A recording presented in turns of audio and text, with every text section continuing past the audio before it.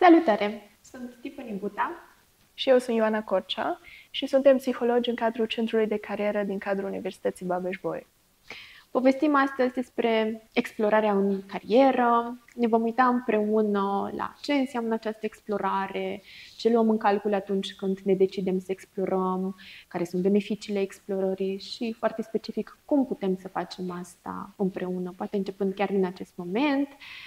Și atunci, un prim pas ar fi să ne uităm împreună ce înseamnă explorarea, Ioana. Când ne gândim la explorare, am putea să luăm în considerare ca un proces pe care îl facem ca să ne descoperim interesele, abilitățile și poate chiar să vedem care sunt deciziile pe care le putem lua pe partea aceasta de carieră dacă avem mai multe oportunități de luat în considerare. Și tot aici ne putem gândi la explorare ca la un dialog între cine suntem noi ca și persoane și care e lumea profesională în care ne vom orienta mai departe. Tot aici putem avea două tipuri de explorare pe care să le întâlnim, dintre care una din ele este cea de suprafață. Asta ce înseamnă? Că avem mai multe alternative disponibile pe care le luăm în considerare, dintre care nu ne bazăm și nu intrăm în profunzime în niciuna din ele, ci le explorăm, cum se și numește așa, la suprafață. Deci nu intrăm în profunzime. Și, nu știu, ca și exemplu aici ar putea să fie partea aceasta de caut și citesc descrierile la anunțuri de joburi de pe Best Jobs și eJobs și fac doar asta. Sau mă duc la un târg de cariere și acolo nu am un obiectiv clar pentru care mă duc și merg doar ca să văd ce mai e pe acolo. Cam astea ar putea să fie câteva exemple de explorare de suprafață, dar pe lângă asta mai avem încă un tip de explorare. Și ajută tare mult așa să avem perspectiva de ansamblu prin explorarea aceasta de suprafață și atunci ce putem să facem este după aceea să mergem un pic în adâncime. Adică după ce am văzut ce am putea să facem, să mergem mai practic, să povestim cu oameni, să poate chiar desfășurăm un stagiu de practică, un stagiu de internship, să testăm pe pielea noastră cât de mult cu putință anumite variante pe care am putea să le avem în felul în care ne vom parcurge viața profesională sau poate chiar tipul de studii pe care îl alegem în continuarea celor în care suntem. Luăm contact mult mai mare și o vreme de timp mai îndelungată, să cunoaștem mai bine în adâncime, poate ce ne-am dorit să facem pe viitor. Și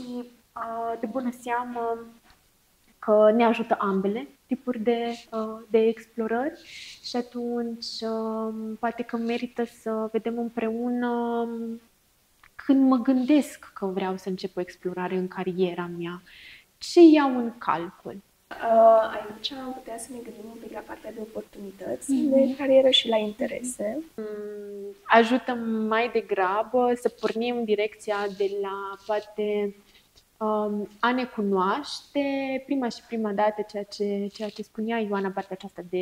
de interese. Adică mă uit să văd ce știu deja despre mine, adică ceea ce îmi place, aceasta este zona de interese, dar mă uit și la poate alte lucruri pe care le cunosc despre mine. Ce știu că nu îmi place, ce mă provoacă, ce mă entuziasmează, lucrurile la care deja sunt bună sau sunt bun, zona în care am diferite abilități și pornesc de la aceste lucruri, urmând ca apoi să le dublez cu acele oportunități de care spuneai înainte, adică în mediul în care sunt, poate ce există deja, ce tipuri de mastere, ce facultăți, ce programe de practică, care sunt persoanele cu care pot să vorbesc, evenimentele la care aș putea să merg, de unde să îmi iau informații, să caut detalii și atunci prima dată ne uităm la aceste două lucruri, dar pentru că tot povesteam împreună de zona aceasta de interese, probabil că ne-ar ajuta să ne uităm mai specific cu ce se și mănâncă aceste interese vocaționale sau profesionale. Și aici putem să luăm în considerare faptul că, tot am spus interese, dar ce înseamnă acestea? Și contează să ne gândim la ele ca la niște preferințe pe care noi le avem înspre anumite activități sau domenii de muncă. Și aici pot să fie două situații în cadrul intereselor. Una în care noi facem explorarea pentru că deja ne cunoaștem interesele, știm ce ne place să facem, știm ce preferăm. Dar o altă situație poate fi aceea în care încă nu ni le cunoaștem foarte bine și prin explorare ajungem să le descoperim în profunzime. Și aici, ca și exemple concrete, ar putea fi, nu știu, poate am participat la un workshop pe partea de relaționare, comunicare asertivă și descoper că mă descurc foarte bine la partea aceasta socială și de comunicare cu ceilalți. Pe când un alt exemplu poate fi acela de mă gândesc că mi-ar plăcea să fiu învățătoare, dar niciodată nu am testat efectiv, n-am fost într-un mediu în care să pot să-mi exersez genul ăsta de abilități. Și atunci, aici putem să vedem unde ne încadrăm, dacă ne cunoaștem, dacă nu și cum putem mai departe să continuăm partea de explorare prin acestea. E foarte fain că spuneai înainte de ceea ce știu deja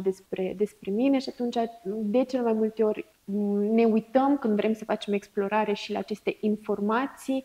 de care am nevoie suplimentar. Atunci când mă gândesc foarte concret să încerc ceva pe pielea mea sau să descoper un pic mai multe, ce vreau de fapt să aflu. Și pot să mă gândesc, ok, mi-ar plăcea poate mai degrabă să știu dacă mi-e confortabil să lucrez cu oameni în medii mai dinamice sau să lucrez mai degrabă în munci individuale. Mă gândesc că aș vrea să cunosc despre mine, dacă flexibilitatea mi se potrivește sau o structură, o rutină mai predictibilă.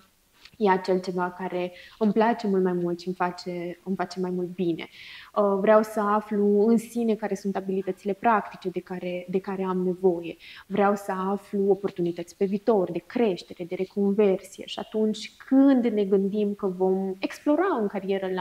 la un moment dat, putem să punem frumos pe hârtie care sunt acele lucruri pe care eu și vreau să le aflu despre mine, despre nevoile mele și despre acele oportunități înspre care m-aș putea duce în zona aceasta de explorare. Și din câte putem observa, aici sunt mai multe opțiuni în care ne putem implica, dar toate acestea necesită timp și energie. Și acum ar fi important un pic să ne uităm înspre ce resurse avem noi pe partea aceasta. De exemplu, poate ar ajuta aici să ne întrebăm în viitorul apropiat, în următoarea perioadă, oare am posibilitatea să mă angajez într-un astfel de proces? Oare cum stau cu partea de energie? Cum îi cu timpul? Am destul timp ca să pot să fac asta? Și tot aici ajută foarte mult să ne uităm un pic înspre cum ne putem face mai mult timp atunci când nu avem destul timp și asta printr-o prioritizare a sarcinilor noastre.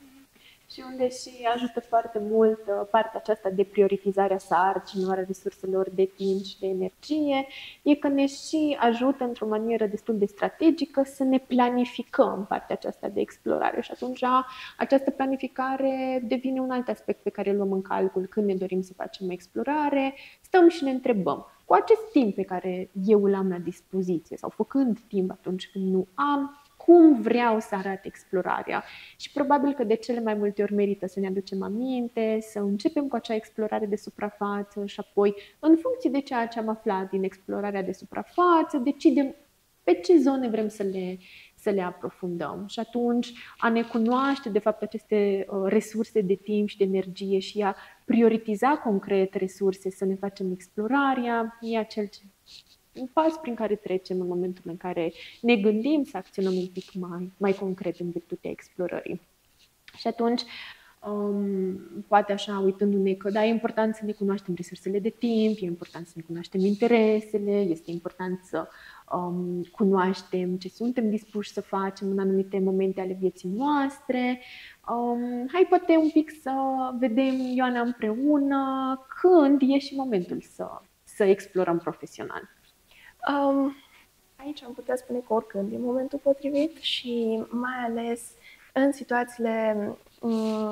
în care, nu știu, poate ne aflăm într-un moment de a lua o alegere. De exemplu, am terminat o facultate, acum hai să vedem ce loc de muncă îmi caut mai departe. Sau am terminat liceul, ok, la ce facultate vreau să dau. Deci cumva un pic în situație în care are loc o tranziție în viața noastră și trebuie să luăm o alegere. Pe când această explorare putem să o facem și în momente de confuzie sau de nesiguranță, în care avem nevoie de mai multe informații acolo, o mai mare claritate, poate că persoanele din jur pun o presiune pe noi ca să luăm o decizie, poate că noi avem încă întrebări și nu știm concret dacă putem să luăm decizia aceea pentru că nu sunt destule informații acolo.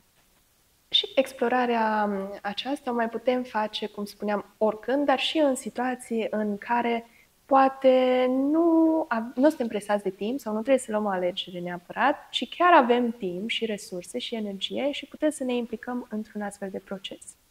Iar pe lângă asta, mai sunt aici câteva elemente relevante de luat în considerare. Foarte fain ne putem gândi la explorare ca fiind și acel proces pe care îl facem după ce am luat o decizie de carieră. Poate că sună un pic contraintuitiv, explorez după ce deja am decis că mă duc la anumite facultate, că mă angajez într-un anumit domeniu, că fac reconversie profesională, spre exemplu. Dar explorarea aceasta nu are termen de valabilitate, ba chiar mai mult, așa cum arată piața de muncă, așa cum arată dinamica, așa cum arată nevoia de a ne schimba și de a ne adapta, fie la contextele noastre interne, adică poate se schimbă ceea ce îmi place, ceea ce mi-aduce entuziasm, ceea ce mi-aduce împlinire, sau se schimbă cerințele din jurul meu, nu se mai cere o anumită poziție, apar altfel de provocări în momentul în care îmi dau voie să explorez ce altceva aș putea să fac sau în ce feluri diferite aș putea să fac ceea ce deja fac, e mai degrabă un semn de flexibilitate și de reziliență profesională, așa că poate că merită să ținem minte că chiar dacă am luat deja o decizie și o implementez, sunt la acea facultate, sunt la acel loc de muncă, eu pot continua în paralel să explorez alte variante și să văd cum și alte aspecte mi se pot potrivi. Pentru că mă pot întoarce aproape oricând la schimbarea anumitor angajamente, dacă am timpul și dacă am resursele să fac această schimbare la un moment dat. Și din câte am putut observa până acum și în ședințele de consiliere, ne vin destul de multe persoane cu partea de reconversie profesională. Nu știu, poate au lucrat 15 ani într-un domeniu și acum își doresc să încerce alte lucruri noi, pentru că în sine interesele lor s-au schimbat, nevoile, valorile și atunci acest lucru este tot mai întâlnit în momentul de față. Și ce e interesant aici, că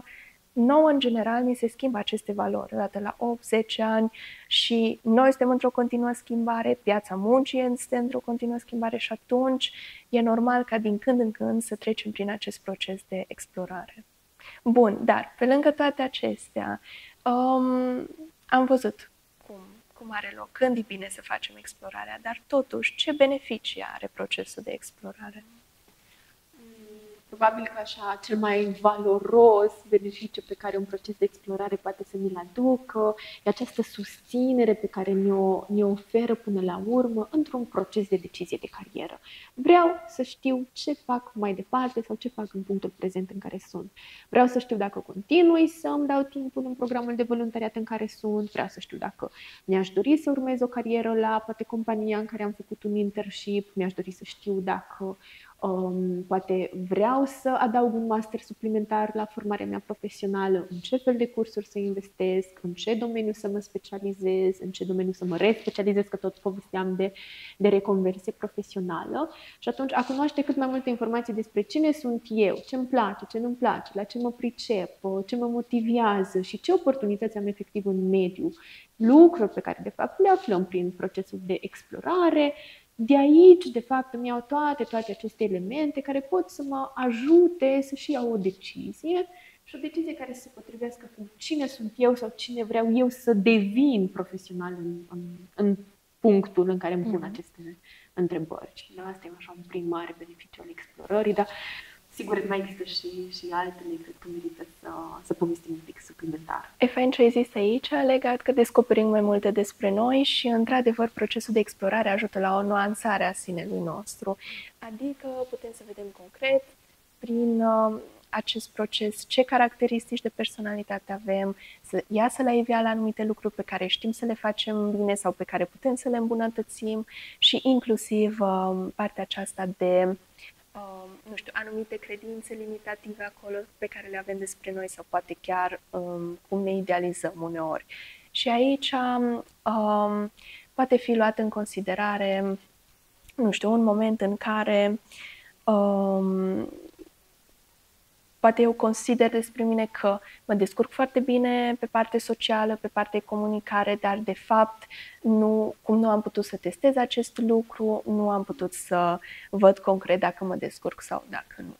Deci, practic, prin partea aceasta de experimentare concretă, deci a pune în practică efectiv ceea ce suntem și ceea ce am descoperit ca informații, putem concret să vedem mai bine și cine suntem noi ca și întreg acolo. Și ce probabil că ne mai reiese din această întregire asupra perspectivei sinelui e să ne și dăm seama ce facem cu acele interese pe care, tot prin explorare, pe de altă parte, le nuanțăm. Și atunci, tot această explorare ne ajută să vedem dacă sunt mai multe tipuri de activități care ne atrag, mai multe interese profesionale, care sunt acelea pe care eu aleg să le duc în practica mea profesională, într-o zonă de carieră, într-o zonă de job, într-o zonă de profesie și care sunt acele activități care îmi plac și spre care mă duc așa cu dragă inimă, dar mai degrabă aleg să rămână parte din hobby-uri, din felul în care îmi petrec timpul liber, din ceea ce fac eu în poate alte domenii ale vieții. Și asta nu neapărat pentru că putem să ne rupem complet sfera profesională de celelalte lucruri existente în viața noastră, dar uneori cumva ne ajută să știm că anumite activități țin de anumite zone ale vieții noastre și în alte activități ne regăsim profesional mult mai mult. Ok. Și pe lângă toate acestea mai putem lua în considerare încă un beneficiu, partea de networking, adică de extindere a rețelei noastre sociale. Și de ce e importantă asta? Pentru că de multe ori nu avem acces direct la anumite locuri de muncă sau anunțuri pentru acestea și prin faptul că dacă noi mergem la anumite evenimente, discutăm cu oameni din domeniul de interes pentru noi și cunoaștem cât mai multă lume, putem să ajungem mai ușor la anumite oportunități despre care altfel, în mod normal, nu am putea să aflăm. Și tot aici, acest networking poate să ajute la a cunoaște persoane din domeniul de interes care să ne devină probabil mentori sau ghizi în procesul de explorare în carieră. Și aici poate chiar să ne ajute cu un suport emoțional, cu anumite sfaturi sau poate chiar să ne deschidă o ușă spre persoane care lucrează în domeniul acesta. Și foarte valoroase, până la urmă, ne devin aceste resurse sociale pe care le putem accesa prin networking-ul de care povestim. Și ce e un element așa definitoriu în zona aceasta și de networking, dar și explorare în general, e proactivitatea pe care putem să ne-o exersăm în momentul în care decidem în ce zonă facem explorarea în carieră. Adică nu mai aștept ca traseul meu profesional să se întâmple, să vină lucrurile de la sine. Nu mai aștept să se ia o decizie cumva în locul meu, să trăiesc în inerție profesională sau academică. Și asta nu pentru că în sine ar fi un scenariu greșit, pentru că de multe ori ne trezim că, da, într-adevăr, viața s-a întâmplat de la sine și ce fain a ieșit, ce bine ne este, dar vom avea mult mai multe șanse să facem față schimbărilor care apar inclusiv în mediul nostru extern atunci când căutăm cu proactivitate feluri de a ne fi mai bine sau mai potrivit. Și de asta și explorarea e un mecanism prin care noi putem să dezvoltăm mai multă încredere în noi, putem să trăim mai intens senzația măcar de control sau controlul acela care ține de deciziile noastre, de alegerile noastre, iar pe măsură ce facem asta ne vom conecta tot mai puternic până la urmă și cu partea noastră de autonomie și respectiv cu zona aceasta de reziliență profesională, reziliență în carieră și da, poate că e așa un beneficiu major care încununează toate eforturile pe care noi le dăm în explorare. Acum că am putut observa care sunt beneficiile explorării, ar fi interesant să ne uităm în timpul explorării și după ce anume facem. Ce întrebare faină și ce punct bun să povestim și despre asta, pentru că, într-adevăr, e incredibil de valoros să ne dăm timp să ne implicăm în acțiuni concrete, să testăm variante, ce pot să existe pentru noi, să ne testăm pentru noi în diferite versiuni profesionale de interese. Dar, într-adevăr, e super important să dublăm acel a face cu a reflecta cu privire la ce s-a întâmplat și la felul în care noi am fost în diferite oportunități pe care poate că le-am accesat sau felul în care s-au așezat anumite informații pe care noi le-am descoperit povestind cu alte persoane dintr-un domeniu sau din niște poziții care ar putea să ne intereseze. Și atunci, atât în timpul cât și după explorare, reflectăm. Și poate că cel mai util ar fi să avem chiar un set de întrebări pe care să îl punem așa din când în când, poate chiar să avem un loc în care să ne notăm aceste gânduri și trăiri pe care le avem și, spre exemplu, aș putea să mă gândesc cu ce așteptări am intrat într-o experiență mai practică, cu ce așteptare m-am dus să povestesc cu această persoană legată de ceea ce face la muncă, cum mi-au fost îndeplinite așteptările acestea, ce am descoperit nou despre mine făcând concret anumite activități, ce mi-a plăcut din ceea ce am făcut, ce nu mi-a plăcut, care sunt punctele forte cu care m-am conectat, care sunt lucrurile acelea care nu mi-au plăcut neapărat la experiența în care am fost, dar aș fi dispusă sau dispusă să le fac în continuare, pentru că vin la pachet cu multe alte beneficii și îmi îndeplinesc multe alte nevoi. Care sunt nevoi, apropo de asta, pe care nu știam că le am și le-am descoperit doar în momentul în care m-am dus practic să văd cum se întâmplă lucrurile. Și atunci sunt astfel, da, de întrebări pe care ni le putem folosi să ne ghidăm acest proces de reflexie. Și pe măsură ce tot trecem prin diferite activități, să avem obișnuința să ne uităm la cum se așează acele informații în noi, pentru că acolo de fapt se întâmplă o magie foarte, foarte interesantă. Când ne procesăm experiența, reflectarea ne ajută să procesăm experiența, nu doar să rămânem cu a fi făcut. De asta de multe ori atunci când vedem CV-uri pline, dar vorbim cu oameni și ne pot spune, nu mi-am aduc aminte ce am făcut acolo. Și asta nu pentru că nu-i firesc să nu uităm de bună seamă lucruri, ci pentru că n-am dublat cu această autoreflexie cu privire la ce am luat din acea experiență și ce am descoperit despre mine și cum duc asta în viitorul meu și în alte alegeri de carieră. Și, într-adevăr, partea aceasta de reflecție acolo sedimentează toate informațiile, atât despre noi, cât și despre ceea ce am descoperit în lumea profesională în care ne-am învârtit sau în voluntariatele în care ne-am implicat. Așa că, până acum am putut să observăm ce este explorarea în carieră, când o facem, ce beneficii aduce și ce facem în timpul ei după. Practic, pe scurt, ne ajută să descoperim cine suntem noi ca persoane și cum arată lumea profesională. Și dacă este, poate să ducem așa ca o invitație pe mai departe, hai să vedem ce am putea să facem concret, să explorăm vara aceasta. Mă gândesc că e un timp oportun în care ne mai relaxăm, mai luăm o pauză.